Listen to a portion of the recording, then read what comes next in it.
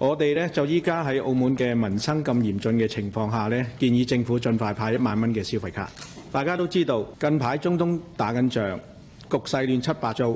直接令到國際油價狂飆，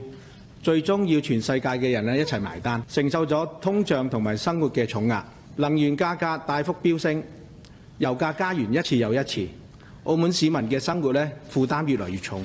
例如車用無鉛汽油，今年1月份咧平均嘅價格係14個7毫2一公升，依家大部分嘅油站已經升到16個1㗎啦，升咗9.3%。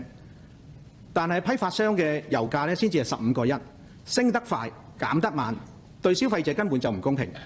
政府一定要作有效嘅監管。能源價高，直接推高家庭嘅開支同埋商戶嘅經營成本，物價又一直高居不下。街市嘅餸菜啦、超市嘅日常用品、交通同埋餐飲咧嘅費用咧，亦不斷上漲。基層嘅家庭、長者同低收入嘅市民，人工根本就追唔上通脹，連基本生活都掹掹緊，計到盡先至可以應付得到。仲要注意嘅係就業壓力同埋老齡化呢兩個難題一齊嚟，真係雪上加霜。青年、中年人咧，佢哋揾工咧，亦都好困難，收入都唔穩定。長者嘅醫療護理開支又大，殘疾人士、低收入人嘅家庭呢個弱勢群體咧，經濟負擔仲重過普通市民好多。市民生活壓力越來越吃力，而政府嘅財政相當穩健。舊年特區嘅財政儲備嘅投資收益咧超過429億，儲備好充分，絕對有能力為市民提供實實在在嘅支援。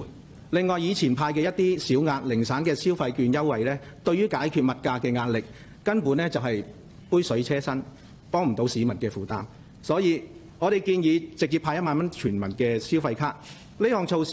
第一能夠直接減輕家庭嘅開支，等長者、基層、弱勢群體有能力應付日常嘅使費，實實在在改善生活。第二，限定喺澳門本地消費，可以帶動內需，扶持中小企，穩定就業，做到幫市民解困同穩經濟雙贏嘅方法。第三，喺財力充裕嘅情況下咧，實行財富共用，體現政府對市民嘅責任同關心。1萬蚊對於部分家庭可能唔係好多，但對於基層市民嚟講咧，足足可以撐幾個月嘅生活開支。呢個先至係真正落到實處去幫到市民。喺呢度，我哋呼籲政府正視民生嘅困境，聽下基層嘅聲音，果斷推出1萬蚊嘅全民消費卡，用最直接、最公平嘅方式幫市民減壓，